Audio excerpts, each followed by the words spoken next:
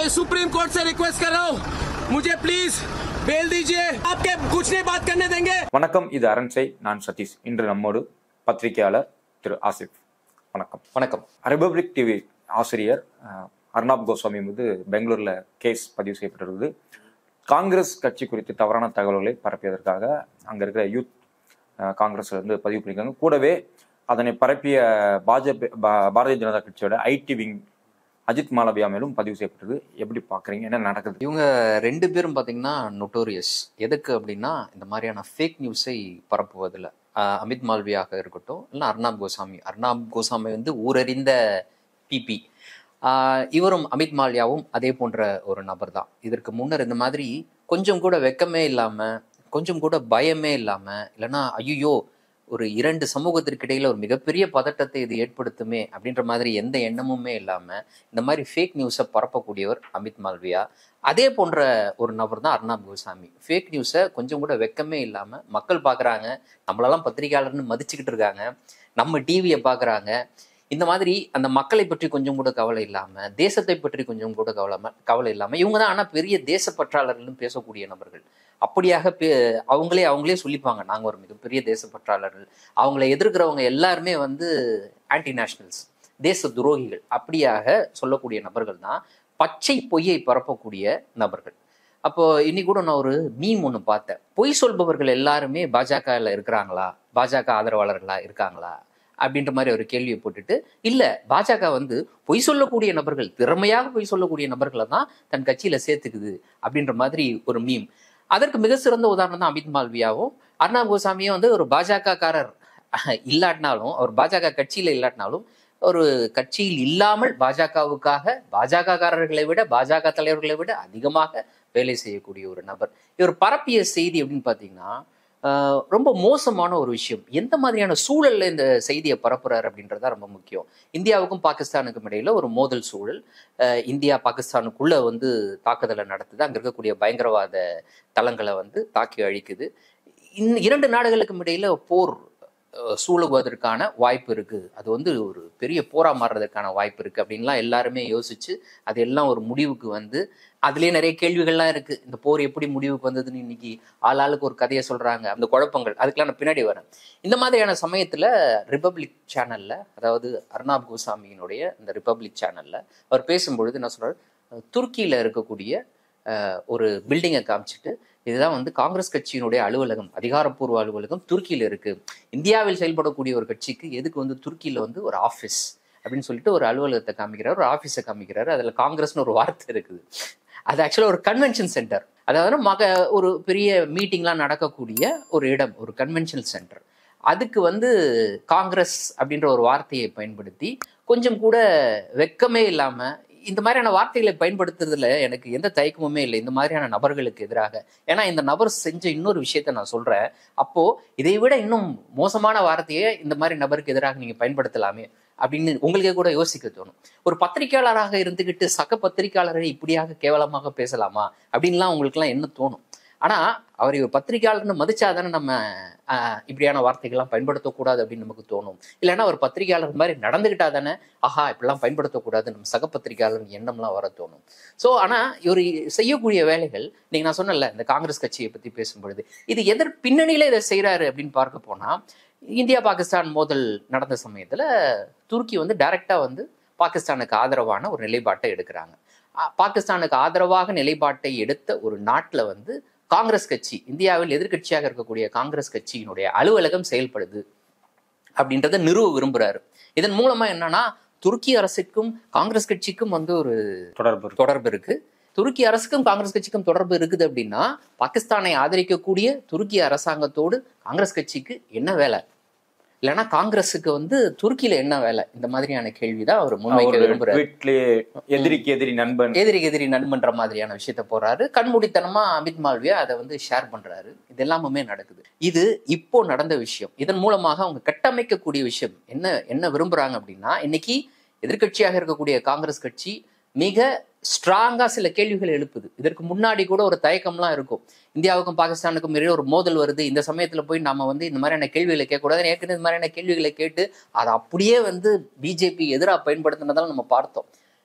நீங்க வந்து பாகிஸ்தானுக்குள்ள புகுந்து தாக்குதல் நடத்துனீங்களே, அதற்கான ஆதாரம் இருக்குதா அப்படின்னு அரவிந்த் கெஜ்ரிவால் கேட்கல. அவர் கேட்டது வேற ஒரு கேள்வி. அதை அப்படியே ட்விஸ்ட் பண்ணி விட்டாங்க. இந்திய ராணுவத்தை நீங்க சந்தேகப்படுறீங்களா, எப்படி வந்து நீங்க தாக்குதல் நடத்துனதுக்கான ஆதாரம் இருக்குதா அப்படின்னு எங்க கிட்ட கேட்கலாம் அப்படின்னு ட்விஸ்ட் பண்ணவங்க இவங்க. அப்படிப்பட்ட சூழலும் அப்படிப்பட்ட ஒரு நபர்கள் தான் இவங்க அப்படின்னு தெரிஞ்சும் கூட இன்னைக்கு காங்கிரஸ் கட்சி தரப்புல இருந்து நியாயமான ஸ்ட்ராங்கான கேள்விகள் முன்வைக்கப்பட்டு வருது. இந்த கேள்விகளை அவங்க கேட்கக்கூடாது. நியாயமான கேள்வியா இல்லையா அப்படின்னா நியாயமான கேள்வி. எதன் அடிப்படையில் நியாயமான கேள்வி, என்ன கேள்வியை நீங்க காங்கிரஸ் கட்சி கேட்குது? ஃபர்ஸ்ட் விஷயத்தை பொறுத்த வரைக்கும் அவங்க ரொம்ப ஸ்ட்ராங்கா முன்வைக்கக்கூடிய விஷயம் என்ன அப்படின்னா, இந்தியாவினுடைய வெளியுறவுத்துறை அமைச்சர் ஜெய்சங்கர் சொன்ன ஒரு தகவல். என்ன தகவல் அப்படின்னா, நாங்க பாகிஸ்தானுக்குள்ள புகுந்து அங்க இருக்கக்கூடிய பயங்கரவாத தளங்களை அழிக்கப் போகிறோம்ன்ற தகவலை நம்ம முன்கூட்டியே நாங்க யார்கிட்ட சொன்னோம் அப்படின்னா பாகிஸ்தான் அரசிடம் சொல்லிட்டோம் அப்படின்றாரு. இல்லையா, இது வந்து கேட்கறவங்களுக்கே ஒரு காமெடியான விஷயம் இல்ல. இந்தியாவுடைய வெளியுறவுத்துறை அமைச்சர் இதை சொல்லியிருக்கிறாரு. இது எல்லாருக்குமே இந்த தகவலை சொன்ன உடனே எல்லாருக்குமே டக்குன்னு ஒரு பல்ப் எரிய வேணாமா? ஏன் பல்ப் எரியணும் அப்படின்னா, இந்தியா வைக்கக்கூடிய குற்றச்சாட்டே என்ன அப்படின்னா, பயங்கரவாதிகளுக்கு பாகிஸ்தான் அரசு உதவுது.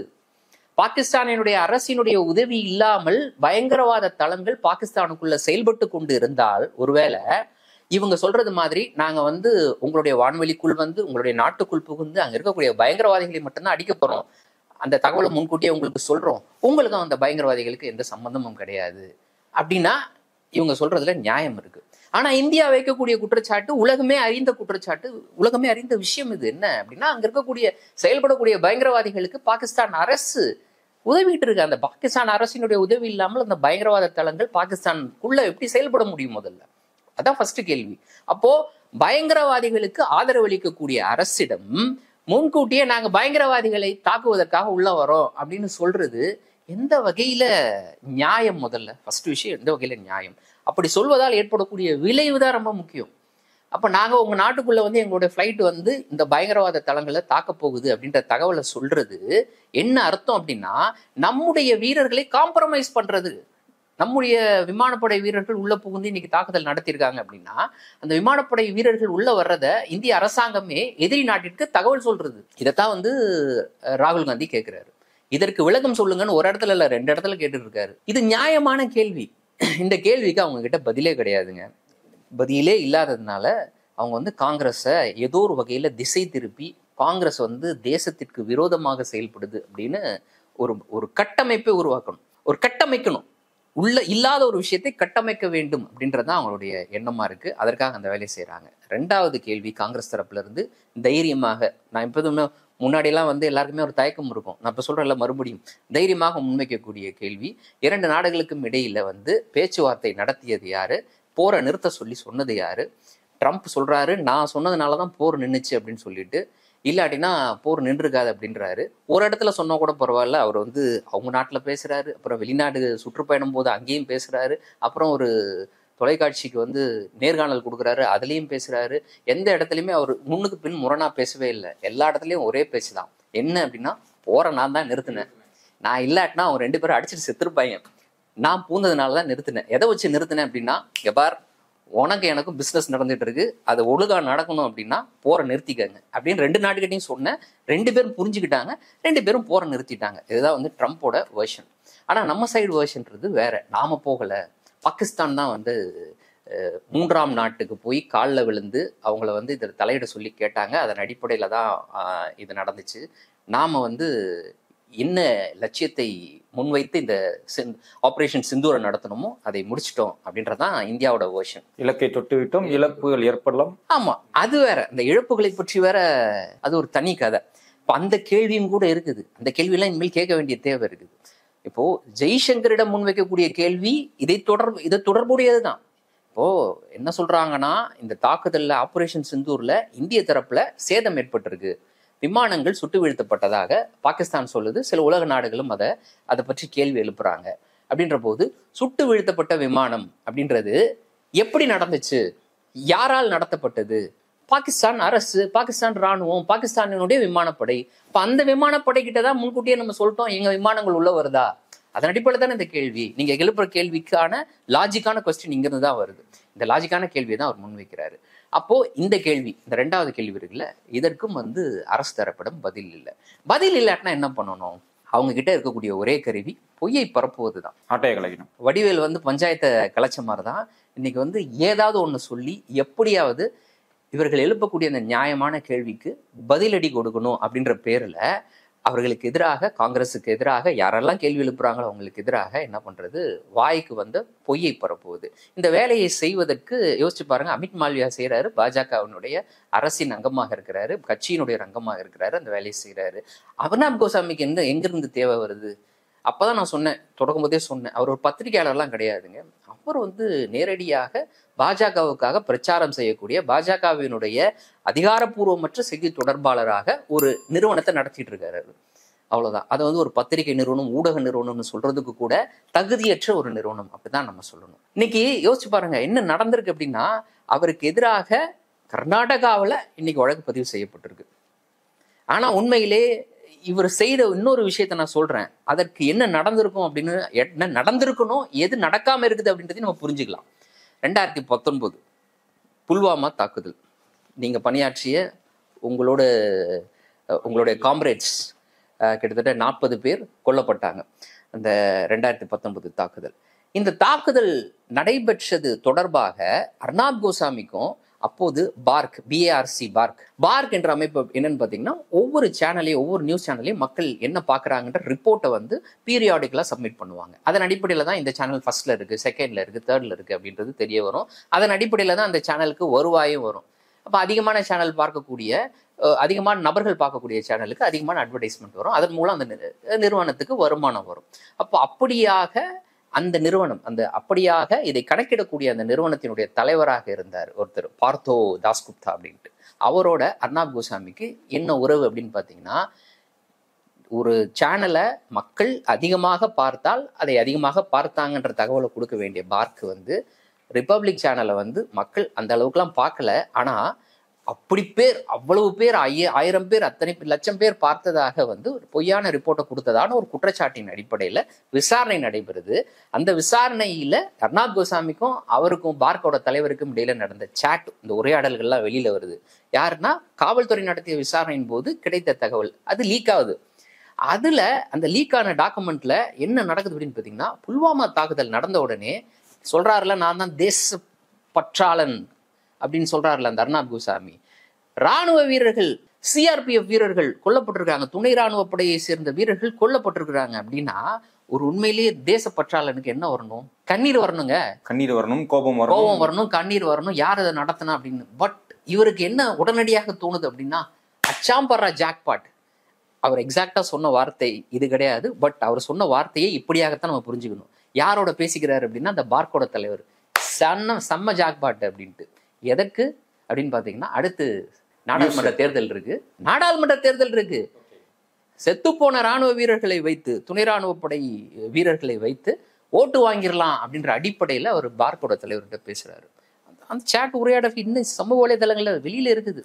இப்ப ராணுவ வீரரினுடைய மறைவை கொண்டாடிய நபர் இந்த அர்னாப் கோசாமி. இவரெல்லாம் வந்து ஒரு தேசப்பற்றாளனா? ராணுவ வீரர்கள் 40 பேர் செத்துறான்னா, செத்து போயிருக்காங்க, நாட்டுக்காக தான் உயிரை கொடுத்துருக்காங்க.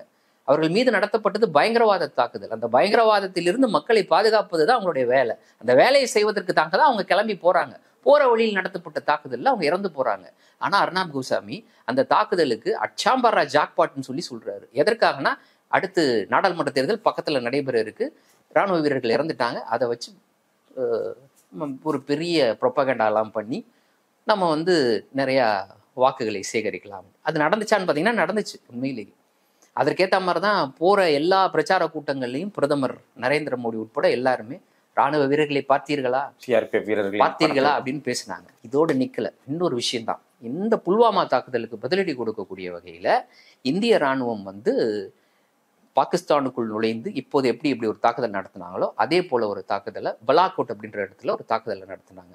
அந்த தாக்குதலில் இதே போன்று யாருன்னா தீவிரவாத இன்ஸ்டலேஷன்ஸ், அவங்களுடைய அந்த முகாம்களை அழித்து விட்டு திரும்பிச்சு இந்தியாவுடைய விமானப்படை.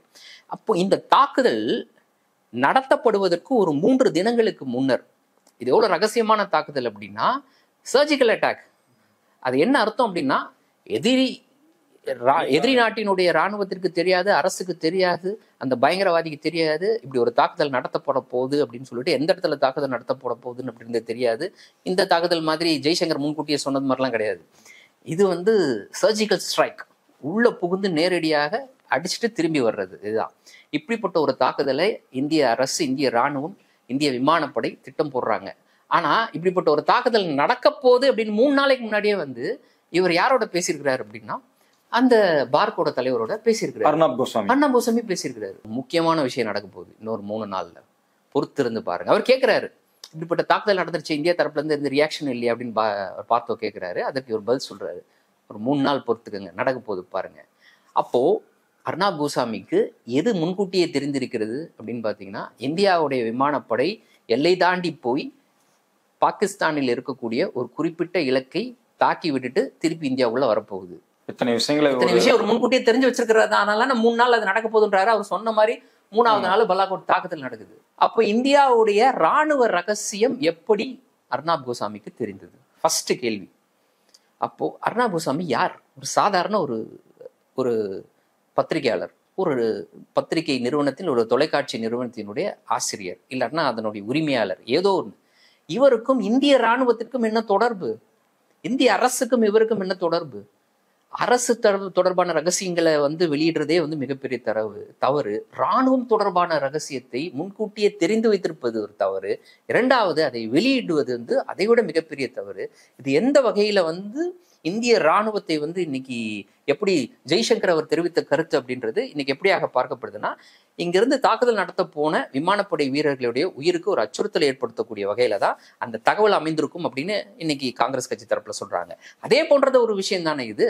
இங்கிருந்து சர்ஜிக்கல் ஸ்ட்ரைக் நடத்துறதுக்காக புறப்பட்டு சென்ற விமானம் அது சுட்டு வீழ்த்தப்பட்டிருந்தால் அதற்கு யார் பொறுப்பு? முன்கூட்டியே அந்த தகவல் உள்ள போய் சேர்ந்துருச்சு.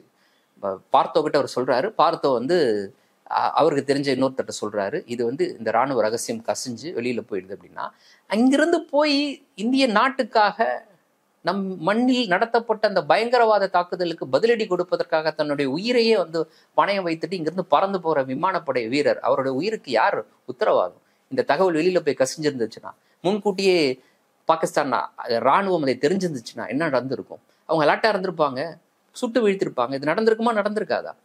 ஸோ அப்படிப்பட்ட ஒரு நபர் தான் இந்த அர்னாப் கோஸ்வாமி. இந்திய இராணுவத்தை பற்றி அவர் கவலைப்பட்டது கிடையாது, இராணுவ வீரர்களை பற்றி கவலைப்பட்டது கிடையாது. அப்படிப்பட்ட நபர் நம்ம வந்து எப்படி வந்து முதல்ல பத்திரிகையாளர்னு சொல்ல முடியும்?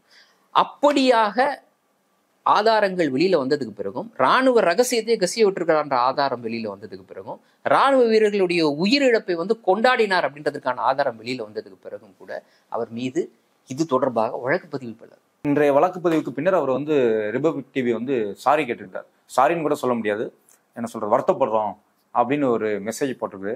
அதுலயும் வந்து வீடியோ எடிட்டரோட பிரச்சனை தப்பு. அவர் தப்பு இல்லையா? வீடியோ எடிட்டரோட தப்பா?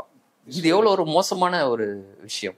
இது எப்படி வந்து வீடியோ எடிட்டரோட தப்பாக இருக்கும்? அந்த பில்டிங்கை வந்து நீங்க காமிச்சிங்கல்ல, சரி ஓகே, பில்டிங், அப்படிப்பட்ட பில்டிங் இருக்கா? முதல்ல ஃபர்ஸ்ட் ஒரு கேள்வி இருக்குல்ல. அடிப்படையாக நீங்க சொன்ன செய்தி உண்மையா? அவ்வளவு பெரிய, அவர் சொல்றாரு, அவ்வளவு பெரிய பில்டிங் இருக்கு, ரெஜிஸ்டர்ட் ஆஃபீஸ் இருக்கு, பெரிய ஆஃபீஸ் இருக்கு அப்படின்னு சொல்லிட்டு, சரி இந்த பில்டிங் நீங்க காமிச்ச போட்டோ தப்பு, உண்மையான போட்டோ காமிங்க. நாங்கள் இந்த போட்டோவை காண்பதற்கு பதிலாக எங்களுடைய எடிட்டர் தெரியாம இந்த போட்டோவை காமிச்சிட்டார் அப்படின்னு நீங்க காமிச்சிருந்தா கூட செய்தி உண்மைதான், தவறுதலா போட்டோ மாதிரி இருக்கு அப்படின்னு மக்கள் புரிஞ்சுப்பாங்க. இன்னைக்கு நம்ம கேள்வி எழுப்புறது செய்தி குறித்தே தானே கேள்வி எழுப்புறோம். அவர் வாயிலையும் அவர் சொல்றாரு, இங்கேதான் இந்த ஆபீஸ் இருக்குதுன்னு. இவ்வளவு விஷயத்துக்கு தெளிவா சொல்றாருல. அப்ப இன்னைக்கு சாரின்றாரு, எதுக்காக சாரி? உண்மைக்கு புறம்பான செய்தியை சொன்னதற்கு சாரியா, இல்ல இந்த போட்டோ மட்டும் மாறிடுச்சு அப்படின்றதுக்கான சாரியா? இந்த கேள்வி எல்லாம் இருக்குல்ல. அப்போ நான் சொன்னல ஏற்கனவே, அந்த சம்பவத்துக்கு ஒரு எஃப்ஐஆர் கூட அவருக்கு எதிராக பதிவு பண்ண முடியல.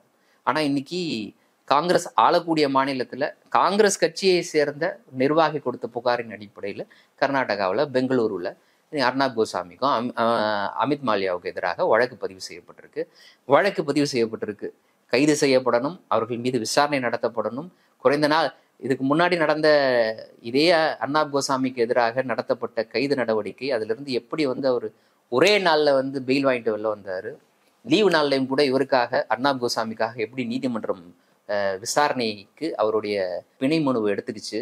இதெல்லாம் நம்ம கடந்த காலம் நடந்ததை பார்த்தோமே. ஒரு 7 நாள்ல மட்டும் அர்னாப் கோஸ்வாமி தொடர்பான வழக்கை எத்தனை முறை உச்சநீதிமன்றம் விசாரணைக்கு எடுத்துக்கொண்டு எவ்வளவு விரைவாக தீர்ப்பெல்லாம் வழங்கிச்சு. இதெல்லாம் கடந்த காலங்களில் நடந்தது நம்ம பார்த்தோம். இன்று வந்து வைரலாகிட்டு இருக்குது வீடியோ. அவர் வந்து கைது செய்யப்பட்டு என் உயிருக்கே ஆபத்து, என்னை அடிக்கிறாங்க உதைக்கிறாங்க அப்படின்னு ஒரு நாள் தான், அடுத்த நாள் காலையில் திருப்பி வந்துருவாரு. இது போக அர்ணப் கோஸ்வாமி கைது செய்யப்பட்டு அவர் வந்து அடிக்கிறாங்க, உதைக்கிறாங்க, என் உயிருக்கே ஆபத்துன்னு கூக்குரலிடுற கதற வீடியோ ஒன்று இப்போ வைரல் ஆயிட்டு இருக்குது. அது பழைய வீடியோ தானாலும் இந்த சிச்சுவேஷனுக்கு பொருத்தமாகவும் இருக்குது. எப்படி பாக்குறீங்க? அதான் நான் சொல்றேனே, கடந்த காலத்துல அர்ணப் கோஸ்வாமிக்கு எதிரான வழக்குகள் எவ்வளவு விரைவாக விசாரணைக்கு எடுத்துக்கொள்ளப்பட்டது, எவ்வளவு விரைவாக அவருக்கு வந்து ஜாமீன் வழங்கப்பட்டது. வெறும் ஜாமீன் வழக்கு மட்டும் கிடையாது, அதை தொடர்ந்து அவருக்கு எதிராக தொடரப்பட்ட வழக்கு, இதெல்லாம் வந்து எவ்வளவு விரைவாக நடந்து முடிஞ்சுது அப்படின்றத நம்ம பார்த்தோம்.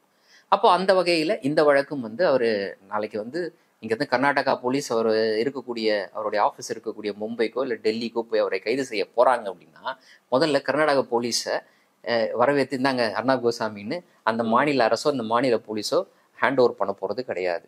இரண்டாவது, அவர் உடனடியாக ஆன்டிசிபேட்டரி பெயிலுக்காக அவர் நாடுவதற்கு இருக்கவே இருக்கு. இதுல பெயில்ல வர முடியாத செக்ஷன் ஆன்டிசிபேட்டரி பெயில் போவாரு.